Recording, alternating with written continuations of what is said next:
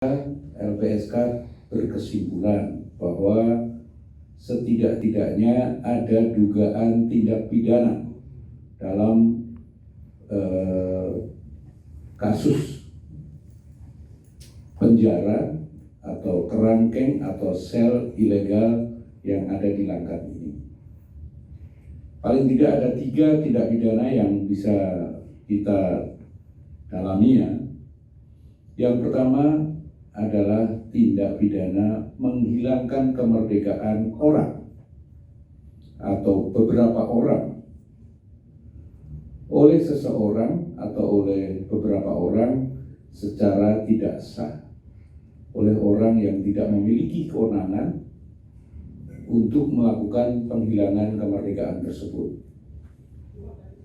Hal ini bisa kita sebut ini adalah penyekapan. Kenyataan melalui televisi itu ya, itu kan fasilitas yang ada di dalam kerangkeng ini atau dalam penjara ini tidak memenuhi standar baik itu sebagai penjara maupun sebagai pusat rehabilitasi. Satu sel diisi berapa orang, kemudian fasilitasi sanitasi misalnya sangat buruk, bahkan juga barangkali apalagi di musim pandemi seperti ini, apakah layak menempatkan orang di dalam satu ruangan yang penuh sesak, dan apakah dipenuhi standar-standar prosedur kesehatan. Ini hal-hal yang bisa digali lebih lanjut. Selain itu, sampai beberapa waktu yang lalu kita lihat di dalam media televisi, ini tempat kok belum menjadi tempat yang dipasang polis lain oleh polisi. Apakah ini belum dijadikan sebagai TKP oleh pihak kepolisian? Ini juga saya kira sesuatu yang aneh, karena ini kan sebenarnya tempat ini sudah diketahui sejak tanggal 19 Januari, tapi baru kemudian ramai pemberitaan pada tanggal 24. Bagi LPSK, tentu saja kami menunggu ada permohonan dari para saksi maupun korban, andai kata sudah ditetapkan secara demikian, untuk mendapatkan perlindungan dari LPSK. Karena perlindungan dari LPSK itu sifatnya voluntary atau sukarela. Seseorang harus sukarela mendapatkan perlindungan dari LPSK. Kita tidak bisa memaksakan. Tetapi permohonan itu selain bisa diajukan oleh korban, oleh saksi sendiri, juga bisa dilakukan oleh keluarga korban maupun keluarga saksi.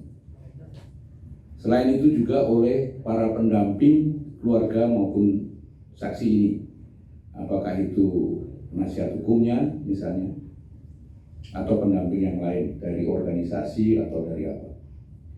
Dan yang terakhir saya ingin sampaikan bahwa permohonan perlindungan bagi saksi dan korban kepada LPSK ini bisa direkomendasikan atau bisa dimintakan oleh aparat penegak hukum. Oleh karena itu, kalau nantinya aparat penegak hukum sudah menetapkan bahwa ini satu tindak pidana dan saksi maupun korbannya belum mendapatkan perlindungan, kami berharap itu bisa direkomendasikan pada LPSK. Karena apa? Karena perlindungan pada korban dan utamanya saksi itu sebaiknya diberikan oleh LPSK. Ini barangkali juga bisa diperdalam lagi nanti oleh saudara-saudara, apakah ditanyakan pada aparat penegak hukum atau pada siapa atau pada para korban. Saudara-saudara sekalian, LPSK sebagai satu lembaga yang mendapat mandat khusus dari negara untuk memberikan perlindungan pada saksi dan korban, saat ini memang belum bisa berintervensi untuk melakukan layanan perlindungan pada saksi dan korban.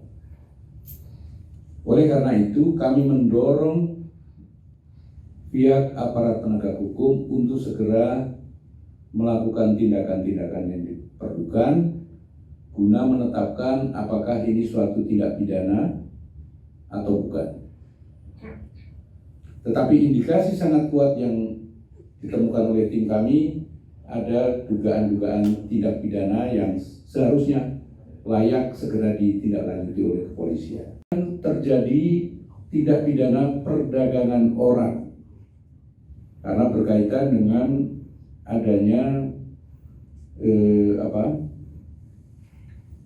pendayagunaan orang-orang yang ada di dalam sel ini untuk melakukan pekerjaan-pekerjaan di kebun sawit atau di perusahaan yang dimiliki oleh terduga pelaku secara paksa dan juga barangkali tidak memenuhi aturan-aturan di dalam ketenagakerjaan. Yang ketiga, dugaan bahwa ini adalah suatu panti rehabilitasi yang ilegal. Dan ini dari BNN daerah terutama sudah mengeluarkan pernyataan bahwa ini bukan panti rehabilitasi yang sah.